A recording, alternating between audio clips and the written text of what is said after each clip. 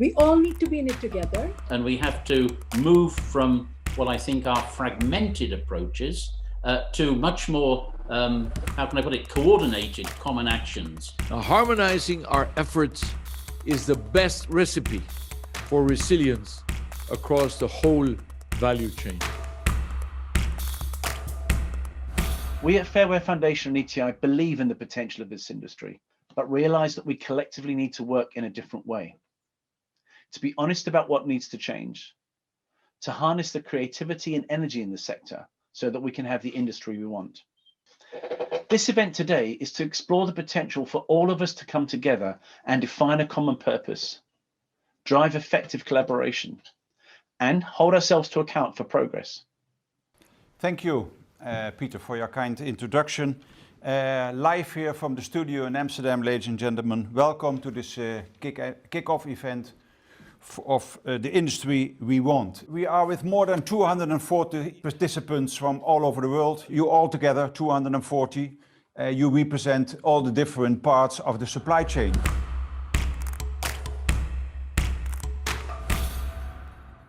Of course, the slogan inevitably means different things to different people. But one thing it does for sure, it unites us in the realization that things need to change and we need to change the pace of change if we want to get there. It's the first step of a long journey, one that we will have to walk together. Because whether you work for a clothing brand, you represent a manufacturing company, government, trade unions, or a non-governmental organization, or like all of us, are a consumer, you want to stand to benefit from the transformative change in this era. Many value chains are linked together by unequal power relations and, of course, unsustainable business practices. We can do two things. We can ignore it, which none of us want to.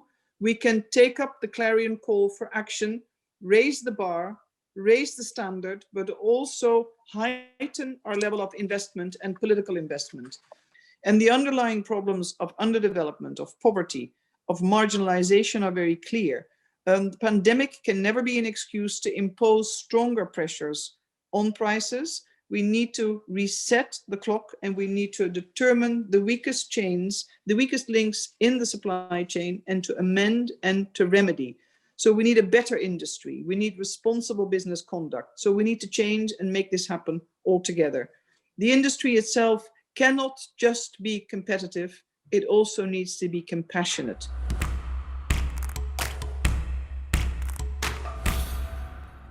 All the workers should be protected. Should be protection by wages and also social protection, but we see on the what is we facing right now that all of that already diminished by the law, and also this is big challenge for trade union, because I have to say you that 45 million workers, formal workers in Indonesia, but only 3 million join into the union. So what's wrong with trade union? Why we still keep our a traditional strategy? Why we don't have to change it to just adapt or try to make another strategy? Thank you very much for sharing that view with us. And let's hear what our participants think about some of the issues that have come up in the last 25 minutes. And if I say, what are our participants thinking, then I always think of Catherine. Oh, so Catherine. Oh, nice, thank you. Let's go to Metameter, shall we?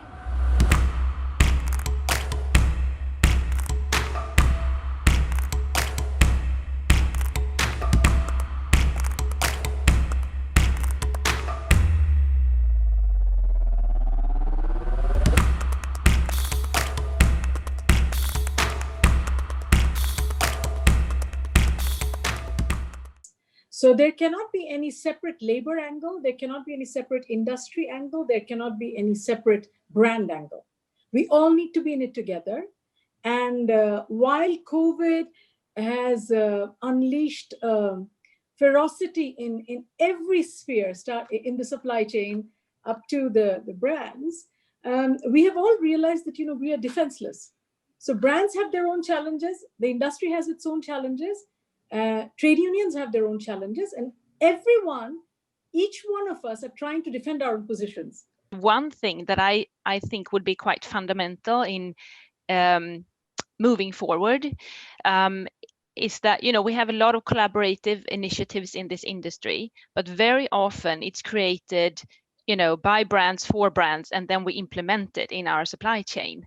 I think it's really about time that we, as you said, Rumbana, very rightly, start, you know, getting on board and creating a common sustainability agenda with the supply chain, where suppliers and manufacturers are also play a bigger role in the creation of these collaborative initiatives and what we actually need to do with their voices as well.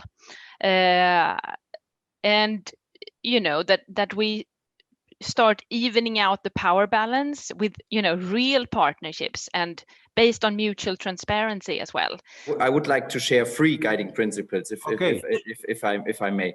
The first one is, and you all touched on that, it is cooperation and collaboration. That's so important. We can only win that topic together. It's very, very, very important for us. It is about long-term partnerships with the manufacturers, because as Mammut, we are standing for quality and safety. Last but not least, third guiding principle is you have to make that an integral part of your company agenda.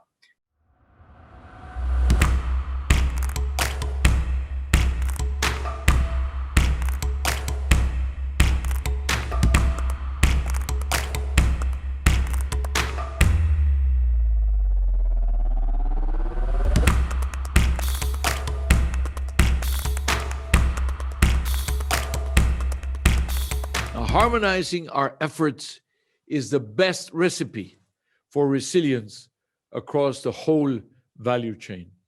The common denominator of those efforts is due diligence, based on the OECD due diligence guidance for responsible supply chains in the garment and footwear industry. First of all, we need to anchor ourselves in widely accepted benchmarks. The alignment of policies, regulations, and practice with OECD due diligence guidance will be important to drive better cooperation, reduce costs, and facilitate consensus on the numerous technical aspects of due diligence. Second, there's a question of the dialogue between buyers, suppliers, and worker organizations. This crisis should be seen as a turning point, when companies learned that their business models were in fact putting their very essence, their very existence at risk. For responsible and resilient supply chains, the collective shift to more sustainable business models and supply chain management that protect workers and their livelihood needs, that has to be done now. And it has to be done in synergy with all the stakeholders. So please count on the OECD in this important endeavor, in this important mission.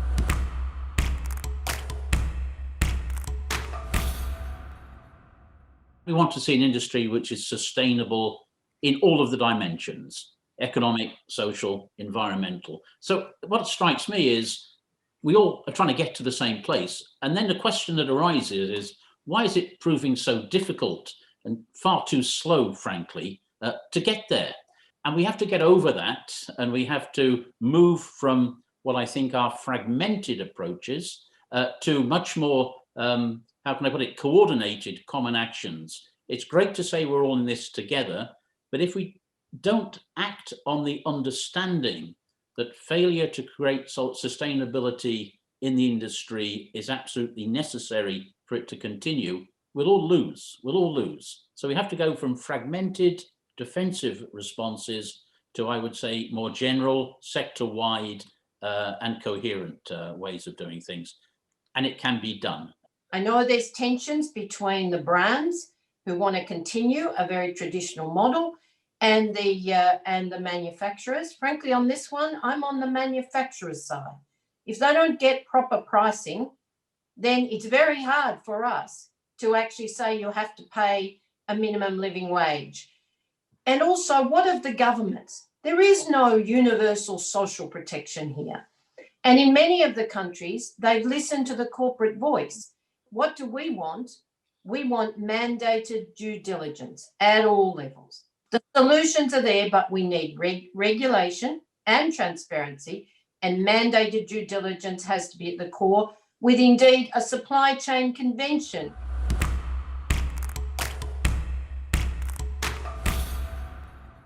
If we are to achieve the common goal that we all had for the industry we want, which I think can be captured to say socially, economically, and ecologically just, then we stand to learn as much from our failures as from our limited successes to date. Looking back will also enable us to envisage a radically different business model within an achievable time frame, our time frame still. The industry has changed so dramatically over the past 25 years, driven by globalization, fast fashion and digitalization, that there is no reason why it can't change as dramatically again, but now driven by the need for sustainability, resilience, and social and economic justice. This brings me to my second point. Long-term overall change can't come at the expense of addressing those short-term needs. Workers need relief as well as reform, or to use the UNGP terminology, remedy, as well as prevention and mitigation. I think that just transition, as we all know, will require transforming purchasing practices, rebalancing power relationships, both between buyers and suppliers, and between suppliers and workers, and importantly, an increase in legislation and regulation.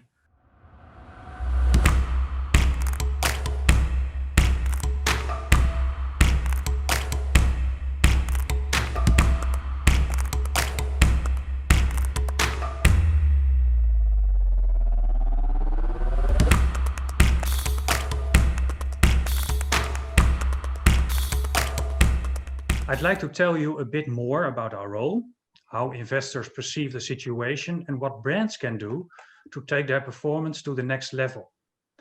I speak on behalf of the platform Living Wage Financials, what was set as a coalition that was co-founded by ASN Bank in 2016. The financial sector has an obligation to conduct human rights due diligence. Through our platform, we play our part in engaging with garment companies on a living wage as a salient human rights risk. We believe workers should earn a decent wage so they can send their children to school and escape a vicious cycle of a poverty trap. If there was ever a time to work towards a living wage, it is really now. And how can brands contribute? And what we ask the companies is to be transparent about the wage gap in supply chain. A minimum wage is too low to live on. Have a strategy to close the wage gap. Work with peers in the industry and thus create leverage in factories. And finally, apply responsible purchasing practices and calculate a price that enables factories to pay workers better wages. As we all have a very important role to play. And we are keen to involve more financials and inspire them to use their investment power for systematic, sustainable change.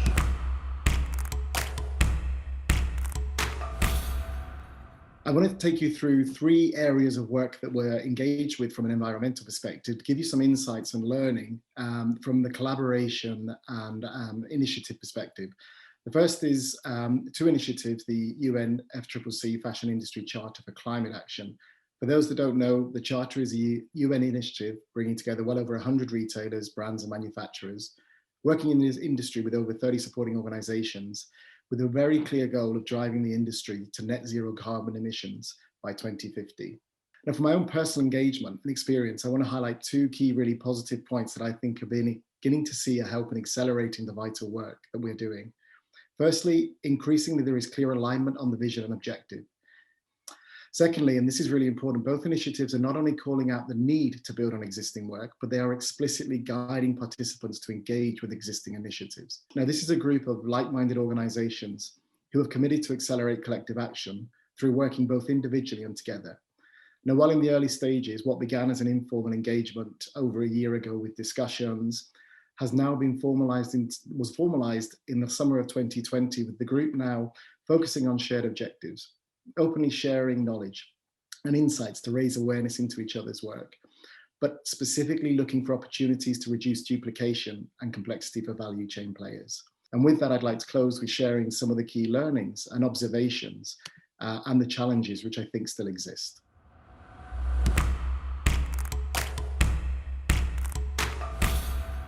And Catherine will take you through some of the questions of Mentimeter so that we gather the maximum of input from your side to be able to do the best job in the coming months. So I'm handing over again to you, Catherine. Thank you, lovely. So you're going to be spending a few minutes with me. So let's see Mentimeter one last time.